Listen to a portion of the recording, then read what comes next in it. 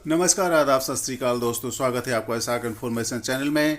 दोस्तों, खुश रहें, आबाद रहें, अपना और अपने लोगों का ख्याल रखें, खासकर अपने माता पिता का बिल्कुल दिल से ख्याल रखें। दोस्तों, आज हम फिर आपके लिए लेकर हाजिर हो गए हैं स्पेशल 20 क्वेश्चन साइंस फील्ड से।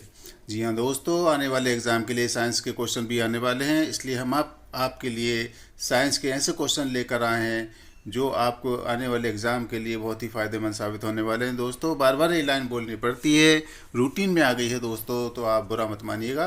और दोस्तों, चलिए चलते हैं हम अपने प्रश्नों की तरफ और देखते हैं साइंस के कितने बेहतरीन क्वेश्चन आपके लिए लेकर आए हैं। और ये रहा पहला प्रश्न आपके सामने। कौन सा विटामिन अंडे में बिल्कुल नहीं पाया जाता? देख सकते हैं दोस्तों, आप ऑप्शन दिए गए हैं। अंडे में विटामिन कौन सा बिल्कुल नहीं पाया जाता, ये पूछा गया दोस्तों। तो ऑप्शन है आपके सामने, vitamin A, vitamin B, vitamin C, vitamin D. कोशिश करिएगा दोस्तों आंसर देने की। आपकी तैयारी बहुत बेहतरीन चल रही है, मुझे पता है, लेकिन मैं आपके लिए ऐसे क्वेश्चन लेकर आया हूँ कि आप सोच में पड़ेंगे और बिल्कुल हट के क्वेश्चन आपके लिए होंगे। जी हाँ दोस्तों, क्वेश्चन जैसा पेपर में आता है उसी के अकॉर्डिंग हम लोगों ने पेपर निकाले हैं, क्वेश्चन निकाले हैं। तो इसका जो सही आंसर है ऑप्शन सी, विटामिन सी है दोस्तों, जो अंडे में बिल्कुल नहीं पाया जाता। और चलिए बढ़ते हैं हम अपने दूसरे प्रश्न की तरफ। और ये रहा आपके सामने हमारा दूसरा प्रश्न। दूध में कौन सा प्रोटीन पाया जाता है? यहाँ दोस्तों, सबको पता है दूध में प्रोटीन होता है, इसलिए बच्चों को दूध पिलाया जाता है। और ऑप्शन आपके सामने है, थाइमिन, कैसीन, एल्ब्यूमिन, इंसुलिन। जल्दी बताइए दोस्तों, और टाइम के अंदर बताने की कोशिश कीजिए ताकि आपकी तैयारी का पता लगे। और जैसे ही क्वेश्चन आप पढ़ते हैं तो उसमें आप आंसर को जल्दी से टिक करिएगा, क्योंकि उससे पता लगेगा कि आपकी तैयारी बेहतरीन है और आपको क्वेश्चन पढ़ते ही आंसर याद आ जाता है। तो इसका जो सही आंसर है दोस्तों वो है ऑप्शन बी, कैसीन। चलिए बढ़ते हैं दोस्तों अब अपने तीसरे प्रश्न की तरफ। और ये रहा आपके सामने हमारा तीसरा प्रश्न। जहरीले पदार्थों को क्या कहा जाता है? Pathogens, stimulates, toxins, parasites. जल्दी करिए दोस्तों आंसर, और ज़्यादा वक्त नहीं लिया जाएगा आपका, और वीडियो भी ज़्यादा लंबी ना हो, इसलिए जल्दी जल्दी आंसर दीजिए। जी हाँ दोस्तों, इसका जो सही आंसर है वह है ऑप्शन सी, टॉक्सिन्स, जहरीले पदार्थों को कहा जाता है। चलिए बढ़ते हैं चौथे प्रश्न की तरफ। और ये रहा आपके सामने चौथा प्रश्न। किस विटामिन की कमी से बाल सफ़ेद होते हैं? जी हाँ दोस्तों, बहुत बेहतरीन क्वेश्चन और गजब का क्वेश्चन है। आपने देखा होगा इस टाइप के क्वेश्चन आपको नहीं मिले होंगे। और दोस्तों, इससे भी पता लग जाएगा कि किस विटामिन की कमी से बाल सफ़ेद होते हैं। तो आप और आपके जैसे और लोग जिनके बाल सफ़ेद हो रहे हैं कम उम्र में भी, तो उनको ये विटामिन की ज़रूरत पड़ती है। तो ऑप्शन आपके सामने है B3, vitamin A, vitamin D, vitamin E. चलिए दोस्तों, इस एक चीज़ तो आपको नॉलेज मिल जाएगी इसकी। चलिए, इसका जो आंसर है वो है ऑप्शन ए, विटामिन B3। चलिए बढ़ते हैं पांचवें प्रश्न की तरफ। और ये रहा आपके सामने पांचवा प्रश्न। दूषित जल पीने से कौन सा रोग होता है? यहाँ दोस्तों, सही हमको पता होते हैं कौन सा रोग किसकी वजह से होता है। तो इसका आंसर शायद आपने लगा दिया है, बिल्कुल सही। और इसका जो ऑप्शन है वो है डी, हैज़ा। दूषित जल पीने से हैज़ा रोग हो जाता है। चलिए बढ़ते हैं छठवें प्रश्न की तरफ। और ये रहा दोस्तों आपके सामने हमारा छठवां प्रश्न। माइटोकॉन्ड्रिया का संबंध किससे है? देखिए दोस्तों, क्या गजब का क्वेश्चन लेकर आए आपके लिए, बेहतरीन क्वेश्चन लेकर आए। बहुत मेहनत कर रहे हैं दोस्तों आपके लिए। आप भी हमको सपोर्ट कीजिए, हमारे चैनल को आगे बढ़ाइए और ज़्यादा से ज़्यादा सब्सक्राइब कीजिए और क्वेश्चनों को लाइक कीजिए। तो दोस्तों, ऑप्शन आपके सामने है, उत्सर्जन से, परासरण से, पाचन से और श्वसन से। माइटोकॉन्ड्रिया तो आपने पढ़ा होगा दोस्तों, ये हर 10th क्लास में भी है, 9th में भी, 12th में भी, 11th भी क्लास में है। तो इसका जो सही आंसर है दोस्तों वह है ऑप्शन डी, श्वसन। यहाँ माइटोकॉन्ड्रिया का संबंध श्वसन से है। चलिए बढ़ते हैं सातवें प्रश्न की तरफ। और ये रहा आपके सामने सातवां प्रश्न। रुधिर परिसंचरण तंत्र की खोज किसने की? रॉबर्ट हुक, एंड्राइज, विलियम हार्वे, लुई पास्चर। जल्दी करिए दोस्तों, आपसे बहुत से लोगों की उम्मीदें जुड़ी हैं और आप इस मौके को मत गंवाइएगा, क्योंकि ये मौका आप आखिरी मौका समझ के तैयारी कीजिए। और इसका जो सही आंसर है वो है ऑप्शन सी, विलियम हार्वे। चलिए बढ़ते हैं हम अपने आठवें प्रश्न की तरफ और देखते हैं क्या लेकर आया आठवां प्रश्न आपके लिए। हीमोग्लोबिन की कमी से कौन सा रोग होता है? जी हाँ दोस्तों, बहुत बढ़िया गजब का क्वेश्चन है आपके लिए। ऑप्शन आपके सामने दिए, निमोनिया, एनीमिया, क्षय रोग, हर्पीस। तो दोस्तों, हीमोग्लोबिन की कमी से होने वाला रोग पूछा गया है, इसमें ध्यान रखिएगा। हीमोग्लोबिन ब्लड में रहता है और ये इसकी कमी कब हो जाती है और इसकी कमी होने से कौन सा रोग होता है। और इसका जो ऑप्शन है वो है ऑप्शन बी, एनीमिया। चलिए बढ़ते हैं हम अपने नवे प्रश्न की तरफ। और ये रहा आपके सामने नवा प्रश्न। किन गुणसूत्रों के मिलने से लड़के की पैदाइश होती है। जी हाँ दोस्तों, लोग बाग कहते हैं कि लड़का चाहिए लड़की चाहिए, लेकिन फिर मेल और फीमेल के गुणसूत्रों के मिलने की वजह से जो उनमें कांटेक्ट होता है उसकी वजह से लिंग का पता लगता है कि ये लड़की होगी या लड़का होगा। तो ऑप्शन आपके सामने है XX, YY, XY और BY-X। किन के मिलने से होता है दोस्तों। तो इसका जो सही आंसर है वो है ऑप्शन ए, XX। XX गुणसूत्र जब मिलते हैं तो महिला के भी और पुरुष के भी, तब लड़के की पैदाइश होती है। चले बढ़ते हैं 10वें प्रश्न की तरफ। और ये रहा आपके सामने 10वां प्रश्न। मनुष्य को सर्वाधिक ऊर्जा किससे प्राप्त होती है। प्रोटीन से, विटामिन से, कार्बोहाइड्रेट से और वसा से। जी हाँ दोस्तों, एनर्जी पूछी गई है, ज़्यादा से ज़्यादा एनर्जी किससे मिलती है। और ये इसका जो सही आंसर है वो है ऑप्शन डी, वसा से।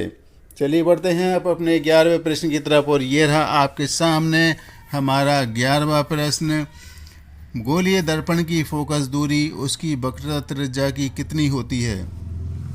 यहाँ दोस्तों देखिए, फिजिक्स की साइड से ले लिया गया क्वेश्चन साइंस की साइड से दोस्तों फिजिक्स से, बायोलॉजी से और केमिस्ट्री से, तीनों से पूछे जाते हैं और उसी के अकॉर्डिंग हमने क्वेश्चन निकाले हैं। तो इसमें त्रिज्या पूछी गई है। ऑप्शन आपके सामने है तिगुनी, चौगुनी, आधी और दुगनी। गोलीय दर्पण की फोकस दूरी पूछी गई है दोस्तों, उसकी वक्रता त्रिज्या की कितनी होती है ये पूछा गया है। तो इसका जो सही आंसर है वो है ऑप्शन सी, आधी होती है दोस्तों। चलिए बढ़ते हैं 12वें प्रश्न की तरफ। और ये रहा आपके सामने 12वां प्रश्न। सूर्य ग्रहण के समय सूर्य का कौन सा भाग दिखाई देता है। दोस्तों सूर्य ग्रहण आपने देखा होगा और देखते भी हैं, और लेकिन ये नहीं पता होता कि इसका कौन सा भाग दिखाई देता है। तो चलिए दोस्तों आज हम आपको बता देते हैं सूर्य ग्रहण के समय कौन सा भाग दिखाई देता है। ऑप्शन आपके सामने है मंडल, प्रभात मंडल, कोरोना और इनमें से कोई नहीं। कोशिश करिए दोस्तों, जल्दी बताइए इसका आंसर। हो सकता है इसका आंसर आपको पता हो क्योंकि साइंस में आपने इसको पढ़ा होगा। तो चलिए ऑप्शन इसका सी है, कोरोना। चलिए बढ़ते हैं 13वें प्रश्न की तरफ। और ये रहा आपके सामने दोस्तों 13वां प्रश्न। स्पष्ट दृष्टि की न्यूनतम दूरी कितनी होती है। जी हाँ दोस्तों, स्पष्ट दृष्टि की न्यूनतम दूरी पूछी गई है, मतलब इंसान को साफ साफ कितनी दूरी में सही दिखाई देता है। तो ऑप्शन आपके सामने है 25 सेंटीमीटर, 30 सेंटीमीटर, 15 सेंटीमीटर और 20 सेंटीमीटर। सॉरी दोस्तों, चलिए बताइए इसका आंसर।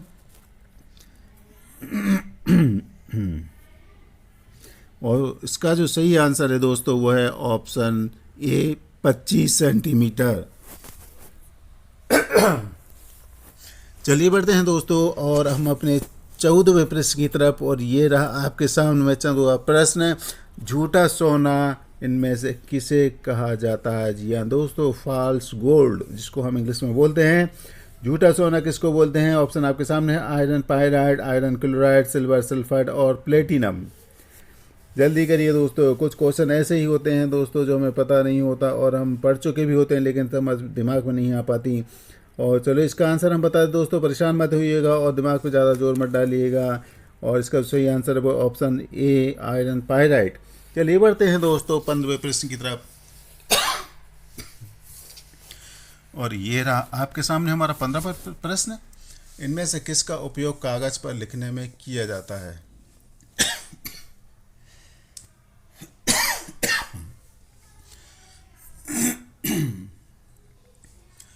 ऑप्शन आपके सामने दिए गए हैं दोस्तों, लिथियम, आर्सेनिक, लेड और सीसा। ध्यान रखिए दोस्तों, कागज़ पर लिखने में किया जाता है, किसका उपयोग करते हैं। तो इसका जो सही आंसर है वो है ऑप्शन डी, सीसा। चलिए बढ़ते हैं और देखते हैं 16वें प्रश्न की तरफ। ये क्या लेकर आया आपके लिए दोस्तों। ये रहा क्वेश्चन आपके सामने। सफ़ेद स्वर्ण किसे कहा जाता है। जी हाँ दोस्तों, एक हमने झूठा स्वर्ण देखा था और एक सफ़ेद स्वर्ण देखा था। चांदी को, पोटेशियम को, लिथियम को, प्लेटिनम को। जल्दी करिए दोस्तों, इसका आंसर दे दीजिए फटाफट। दोस्तों अच्छे से तैयारी करिए। देखिए बहुत ही कम जगह है लेकिन आपको एक सीट चाहिए और आप उस सीट पर पहुंच सकते हैं, बशर्ते कि आपकी नज़र अर्जुन की तरह होना चाहिए, क्योंकि अर्जुन को चिड़िया नहीं, पेड़ नहीं, सिर्फ अर्जुन को आँख दिख रही थी जिस पर उसको तीर से निशाना साधना है। तो आप भी बस एक सीट मिल लेनी है दोस्तों, तो आप भी बस उस सीट को देखिए कि नहीं मुझे लेनी है और आई कैन डू इट और आई फाउंड दिस जॉब। तो दोस्तों ऑप्शन दे दिए थे और इसका जो सही आंसर है वो है ऑप्शन डी, प्लेटिनम को।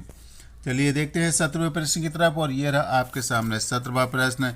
इनमें से कौन सी एक नोबल धातु नहीं है? जी हाँ दोस्तों, इसमें नोबल धातु पूछा गया है जी। RuOSHG और Na, इसमें नोबल धातु नहीं है, ऐसा पूछा गया है दोस्तों, ध्यान रखिएगा।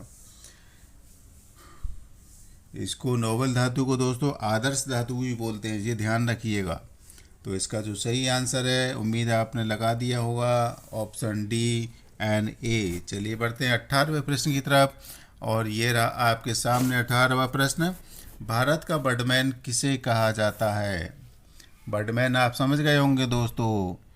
बर्डमैन जो पक्षियों की देखभाल करता है, जिसे पक्षियों के बारे में बहुत ज़्यादा जानकारी होती है, सो बर्डमैन कहते हैं। और ऑप्शन आपके सामने है, होमी जहांगीर भाभा, मेघनाथ साहा, डॉक्टर सलीम अली, बीरबल साहनी।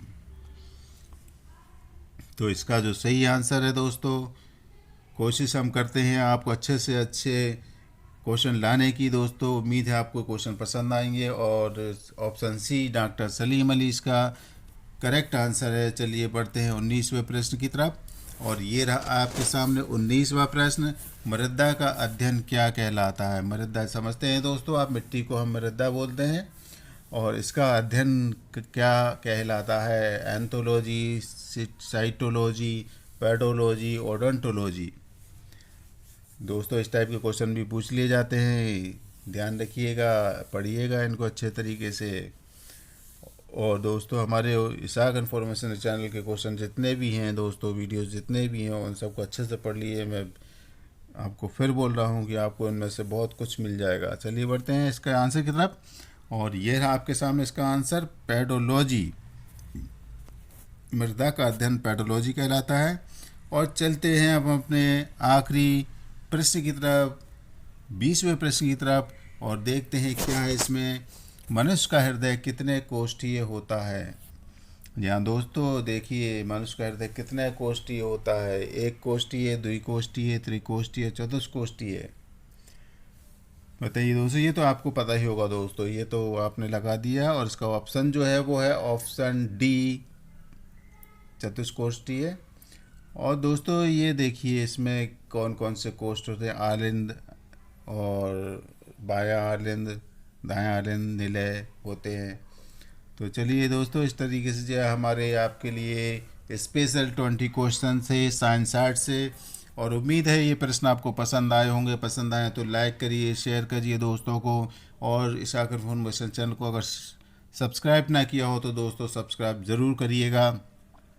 इसी की तरीके हम आपके लिए और भी क्वेश्चन लाते रहेंगे, और आपको जब तक आपकी नौकरी नहीं लग जाती, आप जॉब को गेन नहीं कर लेते, तब तक हम आपके पीछे पड़े रहेंगे और आपको जॉब दिलाकर ही रहेंगे।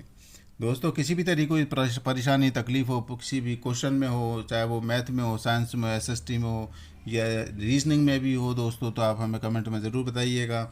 हम आपकी परेशानी को ज़रूर से ज़रूर सॉल्व करने की पूरी कोशिश करेंगे दोस्तों। और दोस्तों अपना ख्याल रखें, अपने लोगों का ख्याल रखें, और सबसे ज़्यादा अपने माँ बाप का ख्याल रखें, जिनकी वजह से हम इस दुनिया में आए हैं और जिनकी वजह से हम दुनिया को देख रहे हैं। तो दोस्तों ओके, थैंक यू।